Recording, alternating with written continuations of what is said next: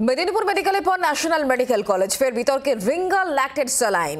এই স্যালাইনে ছত্রাক মিলেছে বলে অভিযোগ। নতুন সংস্থা থেকে আসা আরএল স্যালাইনের ক্ষেত্রে এই অভিযোগ বিতর্কের জেরে সম্প্রতি সরকারি হাসপাতালে পশ্চিমবঙ্গ ফার্মাসিউটিক্যালের আরএল স্যালাইন ব্যবহারের নিষেধাজ্ঞা জারি করে রাজ্য। এই ঘটনায় প্রতিক্রিয়া পাওয়া যায়নি ন্যাশনাল মেডিকেল কর্তৃপক্ষের। ন্যাশনাল মেডিকেলের পড়ুয়া মৃন্ময় বসাক তার বক্তব্য এক্ষেত্রে কি শোনাবো। অ্যারাউন্ড 9:30টার দিকে আজকে ক্যালকাটা ন্যাশনাল মেডিকেল কলেজের যেখানে ওটি হয় সে সিজারিয়ান ওটি, সেই ওটিতে হঠাৎ করেই অন ডিউটি অ্যানাস্থেসিস্ট লক্ষ্য করেন যে নতুন যে আরএল প্রোভাইড করা হয়েছে পশ্চিমবঙ্গ ফার্মাসিউটিক্যালের নয়, নতুন একটি কোম্পানির আরএলে তারা যখন পেশেন্টকে দিতে যাবে তারা দেখে যে ছত্রাক কিছু একটা পার্টিকেল সেখানে ঘুরছে।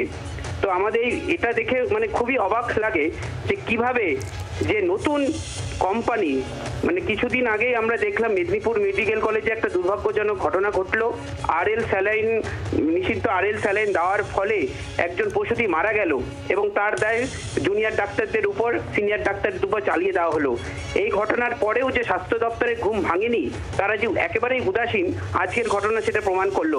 আজকে যদি ভাবুন, যদি অন ডিউটি ডক্টর এটা লক্ষ্য না করতেন, আবার যদি প্রসূতির কিছু খারাপ হতো, দায়টা তো জুনিয়র ডাক্তারদের উপর চালিয়ে দেওয়া হতো, অন ডিউটি ডাক্তারদের উপর চালিয়ে দেওয়া হতো।